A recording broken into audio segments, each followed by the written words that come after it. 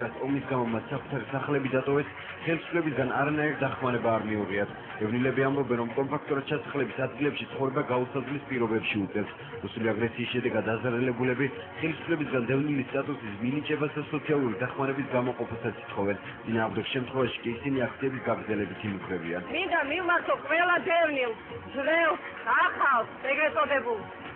დავდექით ერთმანეთს გვერდში, სანამ ჩვენ ამ კრიმინალურ ხელისუფლებას არ დავანახებთ, ჩვენ ძალას, ჩვენ ორგანიზებას, ჩვენ სოლიდარობას, მანამ აი ასე მოგვექცევიან არა ადამიანურად. ის რაც დაპირება იყო პრეზიდენტისგან, რომ ხალხს უნდა ზღაუდეთ, ის რაც დაკარგაო, იმისი მინიმუმი მიხალი არ არის შესრულებული. მოდიოდა მაკარონის წლები ხალხმა არაფერი არ მიიღო და $10,000 ესე იგი გაგვაყიდიეს ყველაფერი, $10,000 უნდა ავიღოთ და დავემშვიდობოთ იმის დაწვა. ყველაზე მძიმე მდგომარეობაში ყოფილი ადამიანები, მოქალაქეები საქართველოში, დევნილები, რომელთა უსაფრთხოება ვერ უზრუნველყოფ საქართველოს ხელისუფლებამ და ეგრეთ წოდებული პრეზიდენტმა არიან უძველეს მდგომარეობაში ისინი თქვენ ელემენტარულ ცნობენ სამართლიანობას, იმას რომ მათ შორის განაწილდეს ის მინიმალური დახმარება სამართლიანი წესით და არა დაურკვეველი წარმომავლობის დეპუტატებისა და სხვათა მეშვეობით. ეს არის თავარი და ამ ადამიანებში სამართლიანობის არ მიცემა ნიშნავს იმას, რომ ეს ხელისუფლება საბოლოოდ გაიწვის საკუთარ ზამანს. საქართველოს პრეზიდენტი დღეს საღამოს ბიზნესმენებს შეხვდა და მათ ქვეყანაში არსებული ეკონომიკური კრიზისის შესახებ ესაუბრა. მისი თქმით, საქართველოს სხვა ქვეყნებთან ერთად დიდი რისკის ზონაში იმყოფება. პრეზიდენტმა რამდენიმე ქვეყნის მაგალითი მოიყვანა და აღნიშნა, რომ ეკონომიკურად მსოფლიოში მწვავე პრობლემები დგას. მისი განცხადებით, ლატვიაში ჩამოიშალა საბრუნკო სისტემა. აზერბაიჯანში, რომელიც დიდი ბიუჯეტიანი ქვეყანაა, გაჩერებულია მშენებლობები. დიდი პრობლემები ასევე ჩეხეთში, უნგრეთში და კატარშიც კი იცავდა. პრეზიდენტის ინფორმაციით, ერთ მოსახლეზე შემოსავალი 40-ჯერ მეტია ვიდრე საქართველოში. სააკაშვილის განმარტებით ავტომობილების გაყიდვა არა მხოლოდ საქართველოში, არამედ ამერიკაშიც შემცირდა და ტურიზმის პრობლემა საქართველოს მსგავსად მთელს მსოფლიოში შეიქმნა. მისივე თქმით, საქართველოში უნდა იყოს ისეთი გადაწყვეტილებები მიღებული, რომ ამ კრიზისს ქვეყანამ გაუძლოს.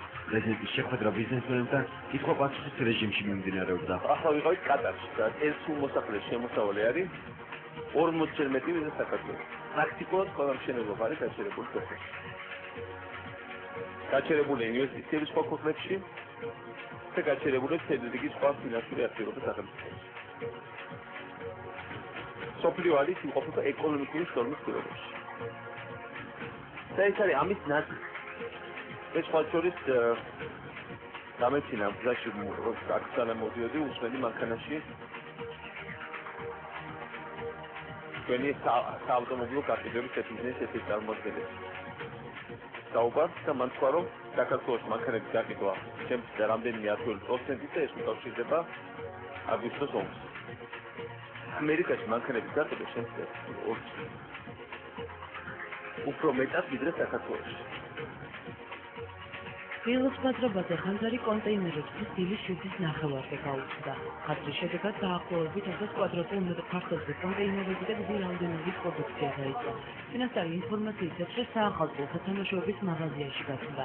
შემთხვევის ადგილზე 21 სახანძრო მანქანა მუშაობდა. საგანგებო სიტუაციაზე საქალაქო სამსახურმა ძლიერი ქარის გამო ხანძრის ლოკალიზება რამდენიმე საათის შემდეგ მოახერხა. 85 წუთი ეკდა იყო შეტყობინება შემოსული, რომ ფილოს პატრობაზე იყო და ჯიხურები მაღაზიები და ჯიხურები შედეგადაც იყო გამოშვებული ავტომატურად 8 მანქანა, 10 მანქანა, ვინაიდან ვიცით რომ ამ მდგომარეობა ახლა ახლოს არის და ქარის მდგომარეობა ვიცოდი და ვიცოდით რომ მალე გავწელდებოდა ხანძარი, აქედან გამომდინარე მოსვლისთანავე დადასტურდა რომ ძალიან დიდი მანძილზე ტერიტორიაზე ეკიდა მოდებული იყო მაღაზიებში და ჯიხურებში შესული ხანძარი, შემდეგ დაემატა კიდე 12 მანქანა, 22 მანქანის დაიწყო პრობა. ნუ ეხლა შედარებით გვეუბნება ხანძრობას უკვე აქედან გამომდინარე რომ დამჭირდება კიდე, მაგრამ მაქსიმალურად კილოს რო აღარ გადავიდეს და სხვა ჯიხურებზე. ფილოს პატრობაზე ხანძრის შედეგად 5 ადამიანი დაშავდა, მათგან 4 მეხანძრეა. დიდი მეხანძრე ჩაქრობისას ყვავილით მოიწამნენ. მეხანძრეები მეხუთე საავადმყოფოს ტოქსიკოლოგიურ განყოფილებაში გადაიყვანეს. ექიმების განცხადებით მათი მდგომარეობა დამაკმაყოფილებელია. მდგომარეობა თავიდანვე იყო საშუალო სიმძიმის. ამ წუთში მათი მდგომარეობა სტაბილურია, ძირითადად მათ აღენიშნებოდა ამ გამონაკლისის ბოლის კვარტლის ტოქსიური მოქმედება. ყველას აღენიშნებოდა ყველა ზედმეტსაკუთრების კითხვების გარეშე ძვა, თავბრუსხვევა, სკივილი. ჩვენთან და კურნალობას ერთი გაეწერა ამჟამად, ორი ამჟამადაც აქ იყო პრობა და კურნალობა. ხანძრის შედეგად მიყენებული ზარალის ოდენობა ჯერჯერობით უცნობია მოვეწრეები ამბობენ, რომ ახალი წლის მოხდენობის გამო მათ დიდი რაოდენობით სავაჭრო საქონელი ჰქონდათ შეძენილი, რომლის გადაჭრას მათმა უმეტესობამ ვერ მოახერხა. სათამაშოების მაღაზიების და საქონელისაც და ჩინეთის საქონელის და ყველაფერი. Eli ორი რიგიც გადაიწყო და ეხლა აქეთ მოდის გული არის. არა, ბევრი რამე დაიწყო თინგულო, ზოგმა მოახერხა, ზოგმა. ხანძრის გამომწვევ შესაძლებლობებზე და სიგოს ბაზრობის დირექტორი საუბრობს. ია კვარაცხელია ამბობს, რომ ხანძარი საახალწლო მიწების მაღაზიაში ელექტროგამათბობელი ჩართვის შემდეგ გაჩნდა. კვარაცხელი ასწლის ზარალის ოდენობის დადგენის შემდეგ მაღაზიების აღდგენას ხაზის ადმინისტრაცია უზრუნველყოფს. ზოგ ბაზრის დირექტორი დახმარებას მოვაჭრეებს აპირდება. პირველად მონაცემებით დილით ერთ სავაჭრო მაღაზიაში სადაც საახალწლო პიროტექნიკა ჰქონდა როგორც ჩამოაჭრეს. დავიცით უბრალოდ რა მიზეზით, მაგრამ დაიწყო ნელ-ნელა აფექტებან და გასცა ხანძარი.